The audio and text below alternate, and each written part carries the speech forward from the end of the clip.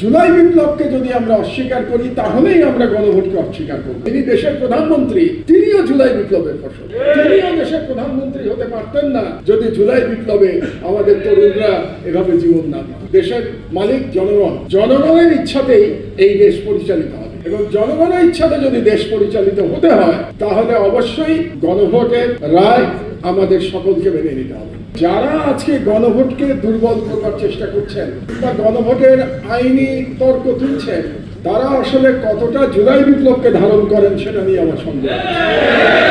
আমি বলবো যে জুলাই বিপ্লবকে ধারণ করলে গণভোটকে আমাদের বিনা বাক্যবে এবং বিনা তর্কে আমাদের মেনে নিতে হবে যে এটাই জনগণের অভিপ্রায় এবং জনগণ 70% ভোট দিয়ে সেই অভিপ্রায় আমাদেরকে জানিয়ে দিয়েছে। এবং যারা বিপ্লব করেছে আমাদের তরুণেরা, অনেকের ছবি আছে এখানে, অনেকের নাম আছে, মুগ্ধর ছবি দেখছি, আবু সাইদের নাম দেখছি, যারা শহীদ হয়েছে, জীবন দিয়ে গেছে, জীবন দিয়ে বিপ্লব করেছে, তাদের কিন্তু একটা দাবি ছিল যে রাষ্ট্র মেরামত করতে হবে, এটা যেন আমরা ভুলে না যাই। বাংলাদেশের প্রথম 5D AI ইনভার্টার যুক্ত সর্বোচ্চ বিদ্যুৎ সাশ্রয়ী যমুনা এয়ার কন্ডিশন। এবং রাষ্ট্র মেরামত যদি করতে হয় তাহলে অবশ্যই আমাদেরকে সংস্কার করতে হবে। সেই সংস্কার সরকার পরিচালনায় করতে হবে, সেই সংস্কার সাংবিধানিকভাবেও আমাদের সেই সংস্কার করতে হবে। কাজে সেই সংস্কার নিয়ে আমরা কোনো তর্ক তুলতে পারবো না।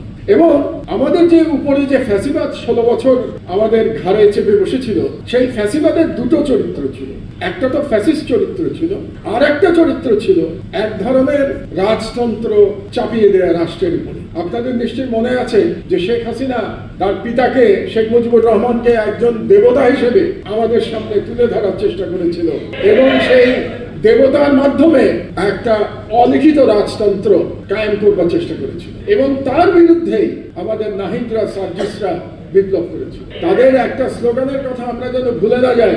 একটা গুরুত্বপূর্ণ স্লোগান ছিল সেই সময়, একটা স্লোগানের কথা আমরা আজকে শুনেছি, গোলামি না আজাদি, আজাদি আজাদি।